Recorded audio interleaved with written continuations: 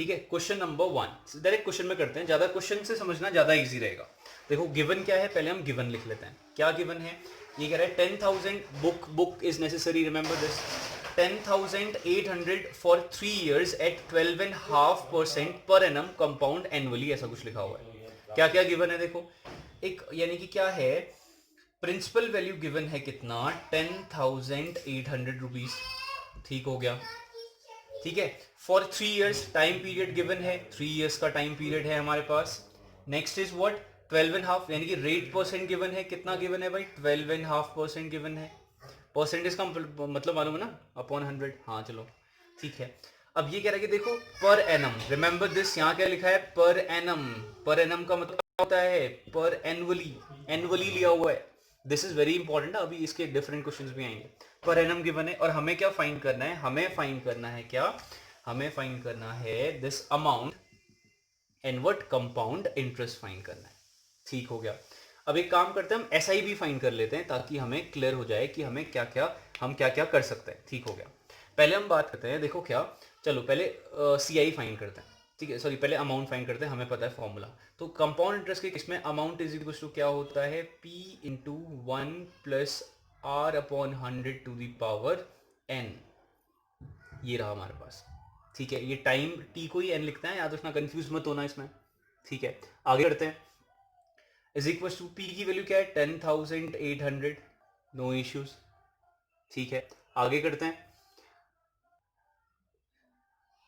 Bracket 1 plus R, what is R, R is 12.5, 12.5 का मतलब क्या है, यहीं पे कर लेते हैं, 12 2 24 प्लस 1 25/2 परसेंटेज, रिमेंबर दिस। तो यहाँ पे क्या लिख सकता हूँ मैं, 25/2, ठीक है। ध्यान रखना आर की जगह पे क्या लिखा है, 25/2, क्योंकि यही गिवन था। डिवाइड में 100 था तो डिवाइड में 100 ही रहेगा, कोई भी चीज कहीं इधर उधर नहीं जाएगी। पावर क्या है, एन, एन क्या है, टाइम विच इज 3, ये है 3, कोई प्रॉब्लम नहीं है। अब देखो ध्यान से, अब कई बच्चे ये सोचेंगे कि यहाँ पे परसेंटेज था, या परसेंटेज कहाँ गया, तो यही परसेंटेज डिवाइड में 100 लिखा हुआ फॉर्मूले में ऑलरेडी है, तो इसलिए यहाँ पे दोबारा परसेंटेज लिखने की जरूरत नहीं है, रिमेंबर दिस। अब इसको सॉल्व कर, इसमें कैलकुलेशन बहुत इंपॉर्टेंट है। 10,800 ठीक हो गया, क्या बचा हमारे पास, देखो 25 4 100 होगा, ठीक है। तो क्या बचा, 1 प्लस कितना बचा, 1/4 2 8 टू दी पावर कितना आ गया, 3 आ गया, ठीक है। सॉल्व करते हैं, कितना आया, 10,800, साथ में क्या आया हुआ है, 8 1 8 प्लस 1 9, 9/3, होल पावर कितना है, 3 है।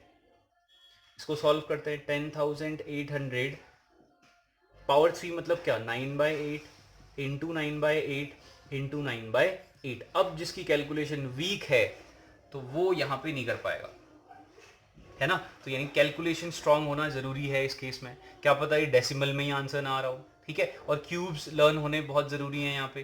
देखो 9 8 से डिवाइड नहीं होता, तो 9999 का क्यूब कितना होता है, 729। अगर ये नहीं आता तो इसको भी मल्टीप्लाई करोगे, टाइम वेस्ट करोगे, है ना, तो इसका ध्यान रखना।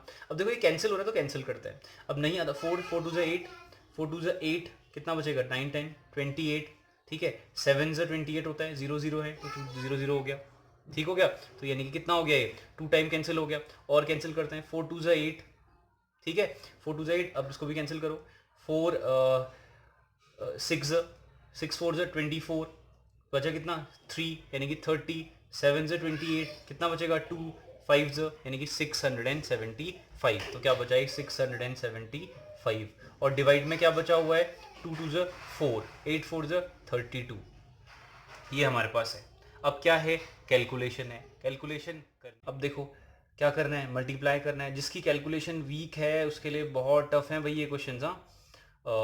9 5 75, ठीक है, 63 एंड 5 2 10, सॉल्व करोगे, इसको सॉल्व करते रहोगे, 75 हो गया, 7 2 14, 4 कैरी 1 0 कैरी 2 इज देयर, तो देखो मल्टीप्लाई करके आया 492075 आया, डिवाइड में क्या है 32, देखो कैलकुलेशन टफ हो रही है, डिवाइड में क्या आया 32 आ गया, जो डिवाइड, अब डिवाइड करना है तो 32 1 30, 32 8 17 17 17, 5 and 3 7 ऐसा कुछ आंसर आ रहा है अप्रोक्सीमेट। ठीक है, अब देखो कैलकुलेशन टफ है, तो जिसको नहीं आता वो डिवाइड करो आराम से, मल्टीप्लिकेशन प्रॉपरली करना। ठीक है, कैलकुलेशन काफ़ी टफ है। तो अमाउंट कितनी आई 15,377.3, ऐसा कुछ हमारा क्या आ रहा है, अमाउंट आ रहा है। अगर ये हमारे पास अमाउंट है तो हमें क्या मालूम है, देखो अगर अमाउंट हमारे पास आ जाता है तो हम सी आई भी निकाल सकते हैं, क्योंकि हमें पता है अमाउंट इक्वल टू क्या होता है, प्रिंसिपल में हम क्या करते हैं, इंटरेस्ट को ऐड करते हैं, फिर यही तो होता है। तो हमें क्या चाहिए, सी आई चाहिए। सी आई मतलब क्या, हमारे इंटरेस्ट ही तो है यहाँ पे इस केस में। ठीक है, तो अमाउंट इक्वल टू अमाउंट, इसको शिफ्ट करूँगा तो पी इज इक्वल टू क्या आ जाएगा, इंटरेस्ट आ जाएगा। अमाउंट कितना है, इतना 15,377 माइनस करना है प्रिंसिपल। प्रिंसिपल कितना है 10800। इसको सॉल्व करोगे क्या आएगा, इंटरेस्ट आ जाएगा। तो इंटरेस्ट कितना आएगा 778, कितना हो गया 9 10 13 यानी कि 5। ठीक है, 4 यानी कि 4577 डेसिमल समथिंग आएगा। तो अप्रोक्सीमेट हमारा कितना आंसर आ रहा है, इंटरेस्ट इक्वल टू कितना आया 4577 रुपीज़ आ गया, इंटरेस्ट आ गया। और अमाउंट कितना आ रहा है, इतना। यानी कि क्या, किसी आदमी ने अगर 10,800 रुपीज़ क्या किए हुए हैं, बोरो किए हुए हैं किसी से, और उसने इस कंडीशन में बोरो किए हुए हैं, तो उसे लास्ट में कितने पे करने पड़ेंगे, 15,377 पे करने पड़ेंगे। लिए 10,000 समथिंग थे, उसे पे कितना करना पड़ा 15,000 एंड समथिंग। कितना एक्स्ट्रा अमाउंट पे किया, इन दोनों का डिफरेंस। ठीक है, ये लिखने की जरूरत नहीं है, इन दोनों का डिफरेंस करना है, और क्या, इतना एक्स्ट्रा अमाउंट पे किया, तो ये कितना हो गया, उसका इंटरेस्ट हो गया। तो ये तो था compound interest.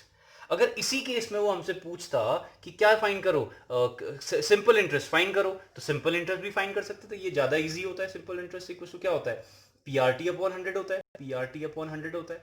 What is the value of P, P की वैल्यू है 10,800, आर की वैल्यू क्या है हमारे पास 12.5, यानी कि क्या लिखा था हमने 25/2 लिखा हुआ था। ठीक है, इंटू टाइम, टाइम की वैल्यू क्या है 3।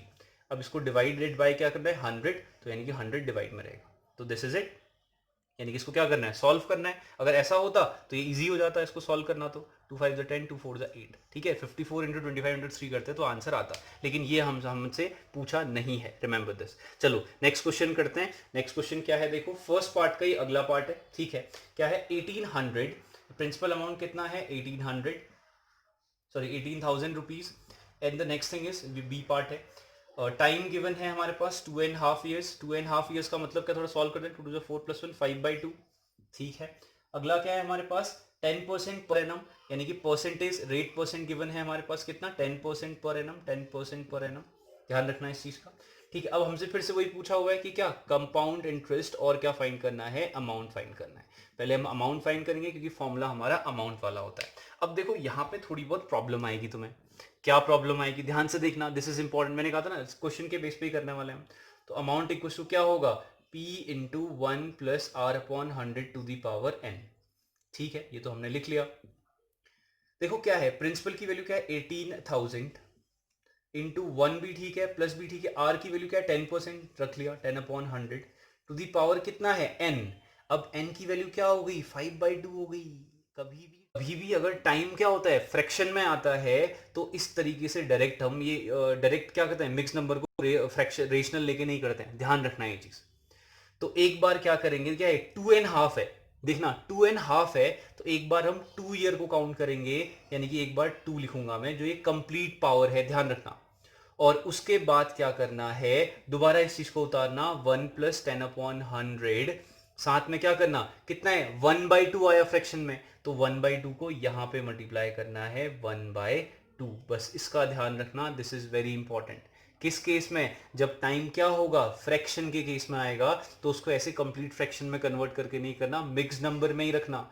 तो एक बार क्या आएगी कंप्लीट पावर, एक बार जो आधी पावर क्या है वो अंदर मल्टीप्लाई हो जाएगी उनके साथ। अब कैलकुलेट, ध्यान रखना ये क्या हुआ, ये बहुत इंपॉर्टेंट है भाई।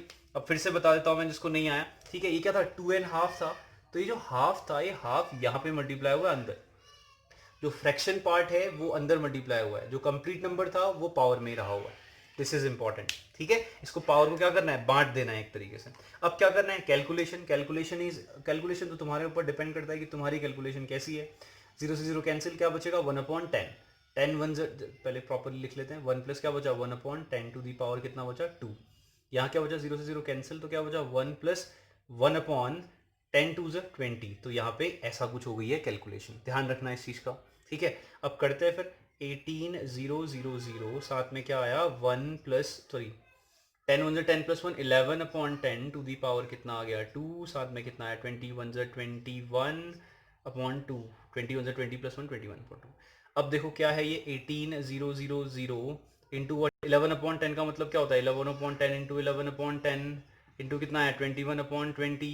ठीक हो गया। अब क्या करना है, कैलकुलेशन है, सॉल्व करना है, काम आसान हो जाएगा। ठीक है, कैलकुलेशन कैसे करते हैं, 0 से 0 कैंसिल, 0 से 0 कैंसिल, 0 से 0 कैंसिल, 2 9 से 18। देखो इसमें कैलकुलेशन काफ़ी आसान थी। 11 into what 11 into 11 is what 121 into 21।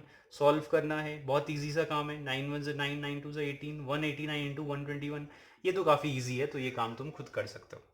अब जैसे ही अमाउंट आएगी तो क्या कर सकते हो, एक कंपाउंड इंटरेस्ट निकाल सकते हो। क्या होता है भाई इंटरेस्ट, अमाउंट में से प्रिंसिपल सब्ट्रैक्ट कर देते हैं, काम खत्म। ठीक है, तो यानी कि समझाना था मेन ये वाला portion, this formula portion, remember this. ठीक है।